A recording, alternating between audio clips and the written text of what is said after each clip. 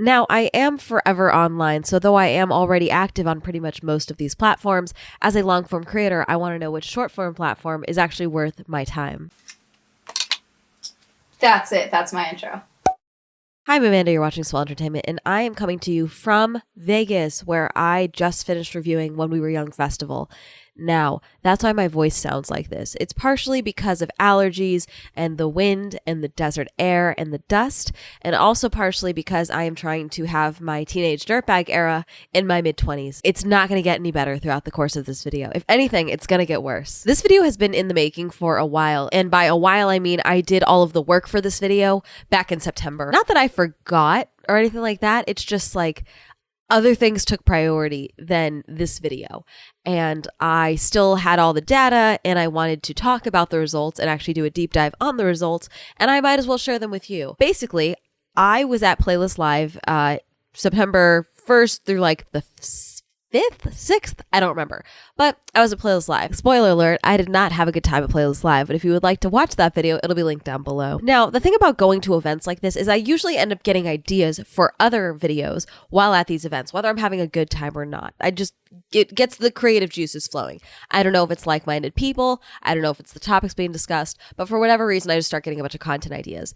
And while there, I was like, oh, this could be a good idea because Playlist Live was very focused on short form content. Even when I brought up YouTube, people just automatically assumed I was speaking about YouTube shorts. And I thought that was very interesting. And so I thought, okay, this might be a good test. And so I made 3 separate short form videos and published each one of them to all of the main short form platforms, or what I consider the main short form platforms. Left out of this was Facebook because I don't really have a work presence on Facebook. I do have a public Facebook page.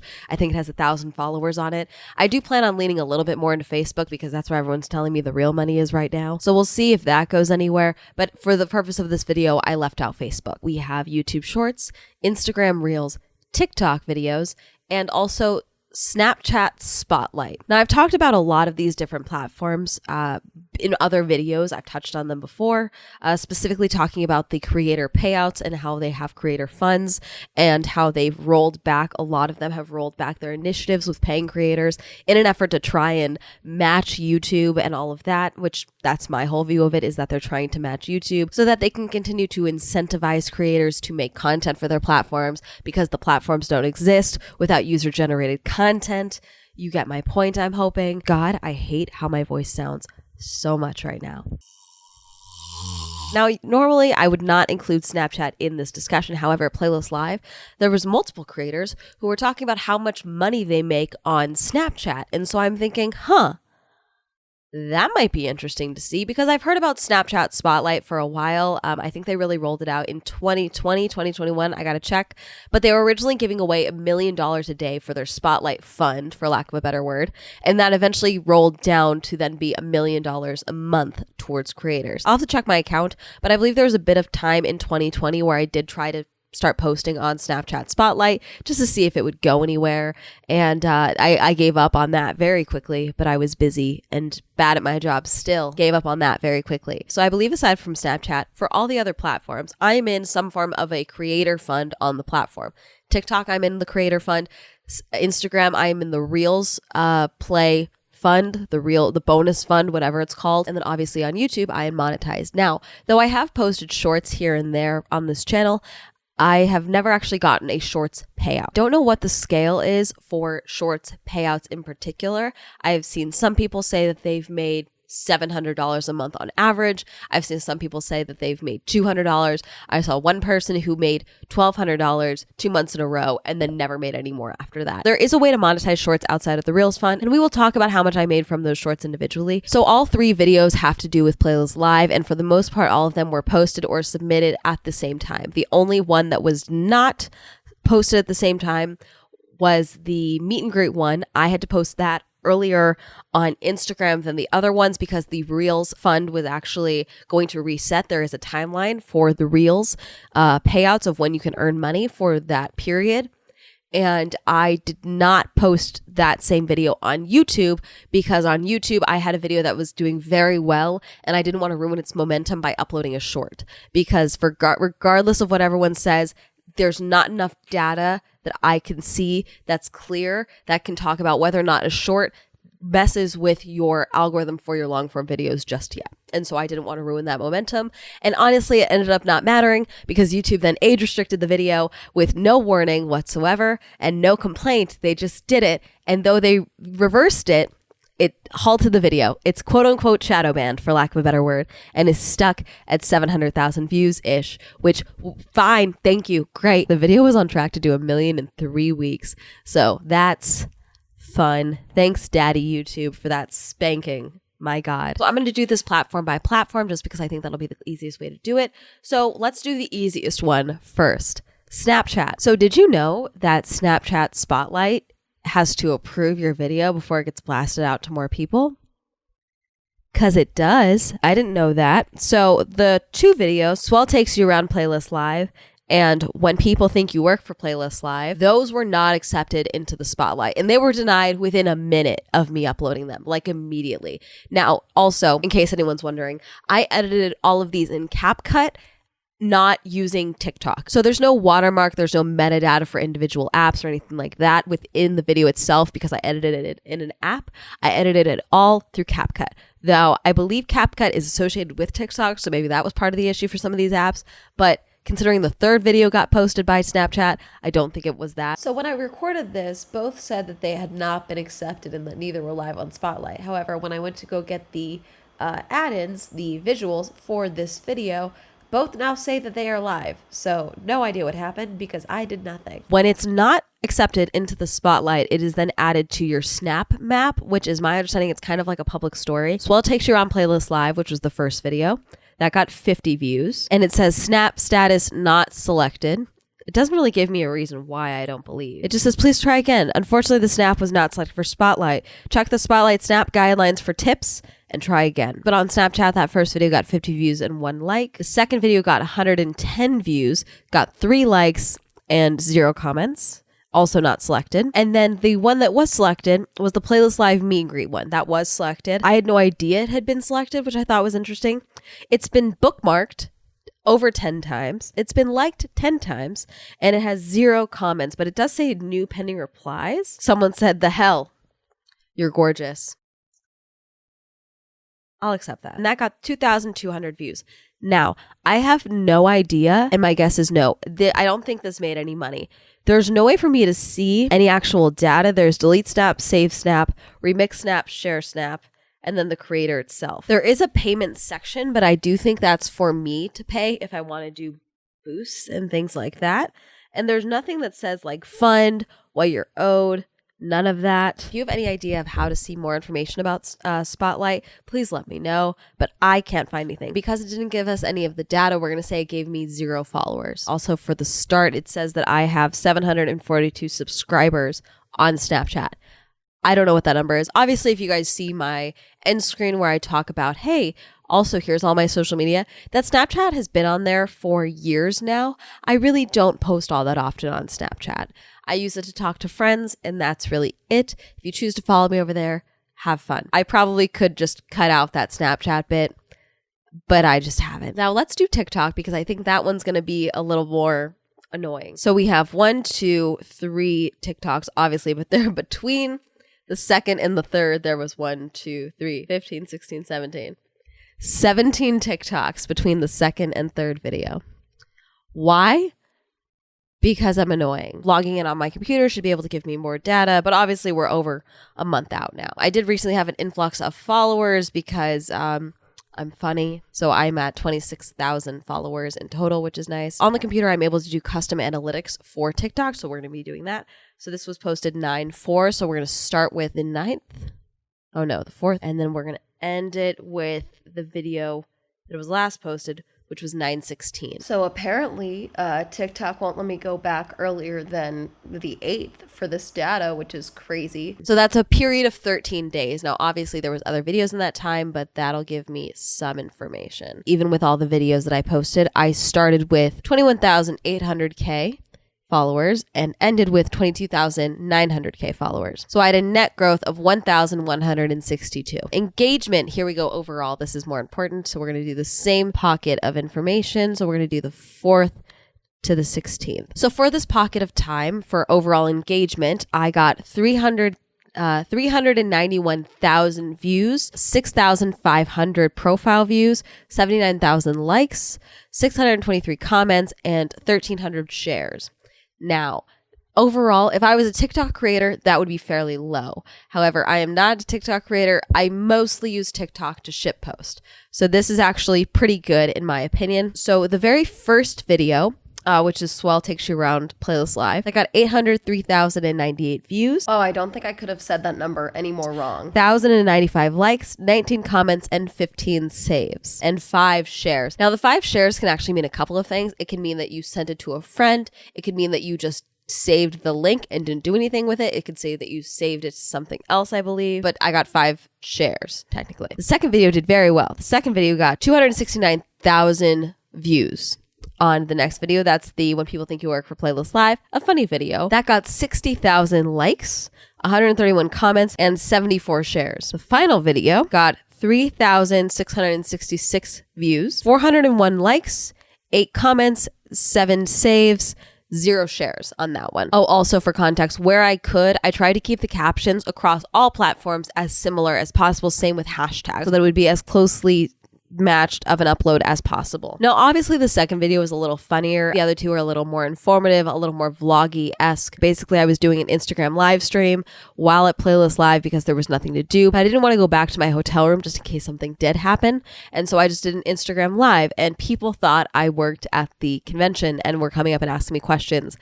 A lot of people. And so I edited it down because I thought it was funny from the live stream, and uploaded that, and that's where those views are coming from. Now, unfortunately, on the computer, it does not give me any information about the creator fund. However, I can get that from my phone, though. And so total estimated balance, I believe this has crossed the entirety of my TikTok creator fund career. I have made $118.66. For clarification, I think I was eligible for the creator fund last year in August. So that's in about a little over a year. So the way I'm going to do this for the creator fund, because it's a little less clear, because like I said, it only shows me how much I made each day. It does not tell me which videos that includes. It does not tell me how much views went to each video. It's kind of awful. I hate the creator fund. It's horrible. I hope my phone is listening to me right now so it knows and it feels bad. I hope my designated FBI agent is nodding his head like, she's right. So I'm just going to tally up the totals that I made for each day from the 4th to the 16th, because I think that'll give us the closest number for how much was made. But obviously that includes all the other videos on my TikTok feed and the other videos that were made in that time period.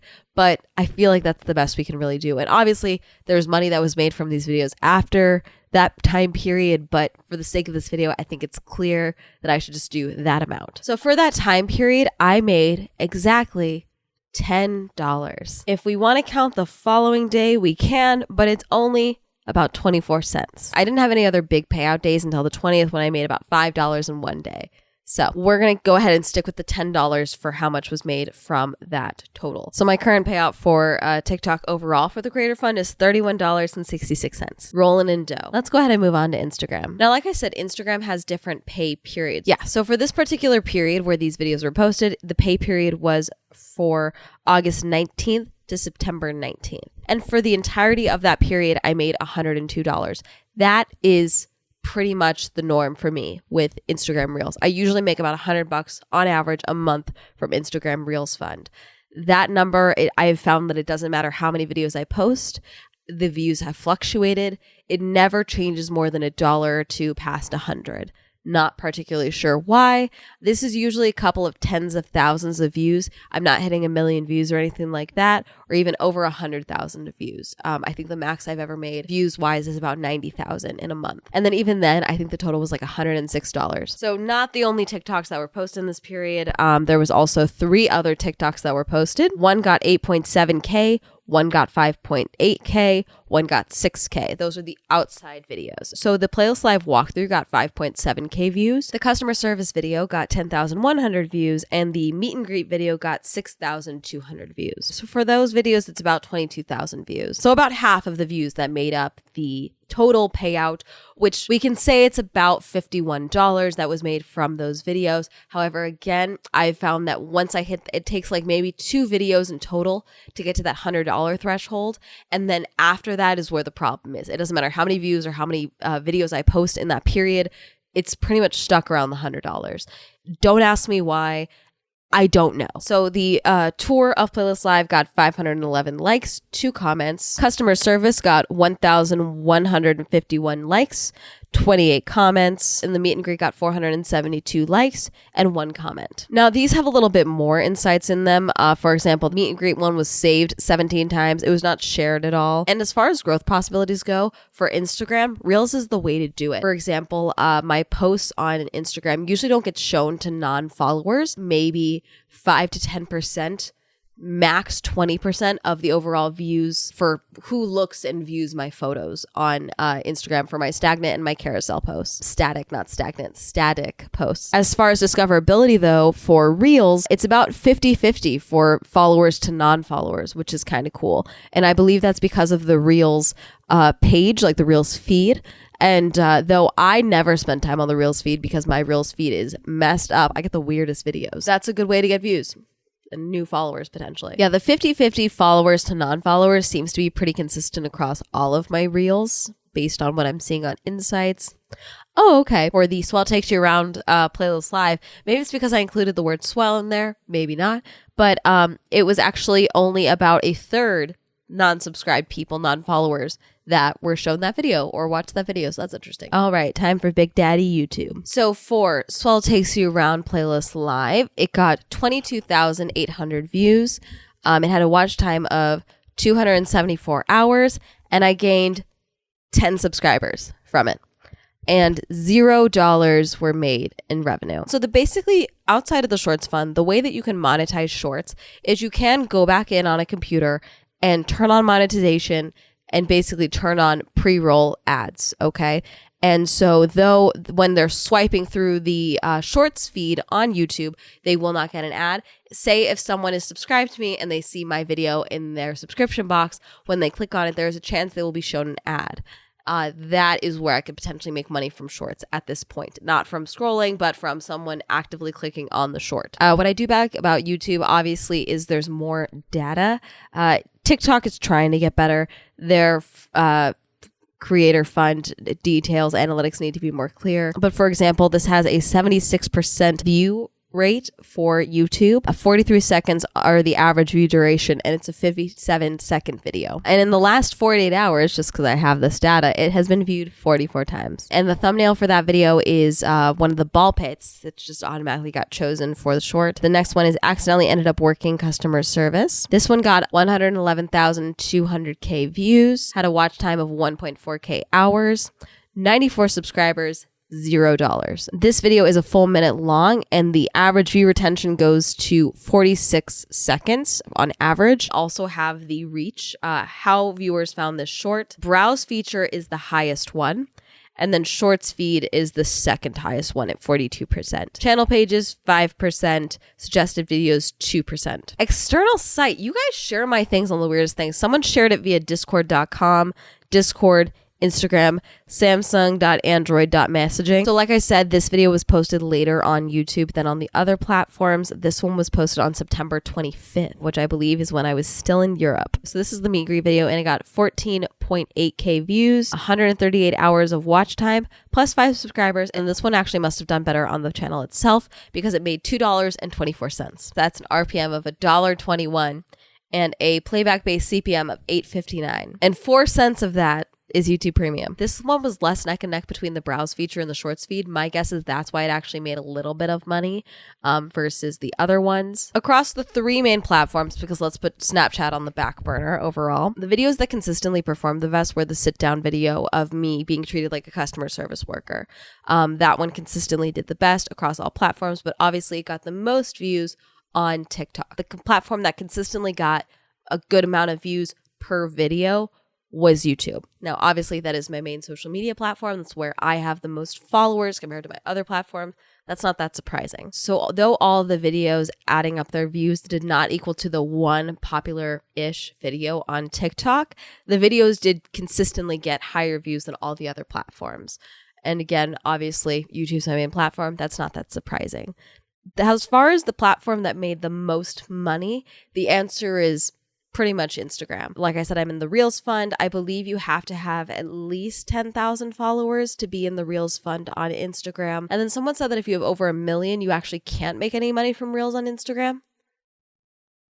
I did not know that. So I guess that's a reason to stay under 1 million on Instagram. And then obviously TikTok itself also made a good chunk of money. But TikTok, again, as far as paying creators, it's still so bad. And I don't see it getting better anytime soon. I guess there really isn't a full-on conclusion for this video, considering I guess it's kind of up for interpretation. Obviously, I'm a long-form creator. That's not going to change. And I hope this video didn't come across as me being like, I'm tired of talking too much. I'm going to be a short form creator, because that's just not going to happen. Obviously, based on the entirety of this video, I still talk too much, even though I'm losing my voice as I'm speaking to you. This was really just a test for my own curiosity. Also, I really wanted to do this now versus when YouTube rolls out their ad share for YouTube Shorts, which should be coming, I believe, around January. Now, I have no idea how that's going to play out. I have no idea what the split's going to be. I'm assuming it's hopefully going to be like YouTube long form. However, obviously with ads, it's a different story. So we will see. As of right now, YouTube Shorts and a lot of other platforms as well are still considered negatively monetized. I think TikTok makes enough money so that it doesn't actually affect things. But as of right now, specifically with Shorts, I believe it's still negatively monetized. So technically my Shorts were not a loss for YouTube. They're not negatively monetized, considering I did not get any form of a payout from the Shorts Fund for my videos. Shorts Fund is an incentive for creators to make shorts. I made $2 from my shorts, and it's not enough views to be incentivized by the Shorts Fund. I have not posted any shorts on YouTube since the last meet and greet video. However, I do plan on doing more shorts in the future. I will probably still be sticking to a 2-to-1 ratio, if even that. So for every 2 long form videos, 1 short form video. At the end of the day, I'm still a long form creator. And even if shorts become monetized tomorrow, I don't want to alienate my long form audience, which is most of you guys, with short form content when that's not what you guys watch me for. Short form is a great way to grow subscriber count. However, most of those subscribers will only watch short form videos. They're not going to go and click your long form videos. It'll be interesting to see how this all plays out once YouTube rolls out ad sharing. I do think it's going to be the writing on the wall for all other short form platforms, especially if YouTube is able to make the price fair, but also able to maintain the payouts for the ad share for the short form. Obviously, it's not going to be consistent. Like, the amount of money I make from a video is very different from the amount of money that another creator or another commentary or another product review channel is going to make, because it's dependent on the content and dependent on the channel and the creator and the audience as well. The audience plays a large factor in how much money a creator can make, not just in size of the audience, but also in the demographic of the audience, where you're located. US viewers make more money for creators versus audiences outside of the US. Same goes with the types of ads that'll be served and all of that. So though I don't have control over ads, the ads are usually dependent on the viewer of my content. In conclusion, Snapchat is a hassle regardless of how you look at it, and I don't like it. I use it to send things to my friends, and that's really it. If you're trying to flirt with me, don't ask for my Snapchat. It's just not happening. Anyways, that's really going to wrap it up. I'm going to go try and find some soup, because I'm hoping that that'll help my throat a little bit, and maybe go gargle salt water to see if that'll help at all. Do you post short form content? Are you strictly long form? Do you like watching short form content, or do you only like watching long form? What is your favorite short form platform app? How do you think that the short form ad revenue share for YouTube is going to work? What are your thoughts on it? Let me know. Comment down below. Reminder, I have a podcast, the Swell Shenanigans Podcast. Reminder, I have merch. I don't have a mug to point to. Shout out to my patrons. Thank you so much for supporting me on Patreon. If you'd also like support me on Patreon, that'll be listed down below. If you'd like to follow me on my social media, even Snapchat, even though I don't use it, it'll be all up here. And that's going to be it. Have a lovely day. Goodbye.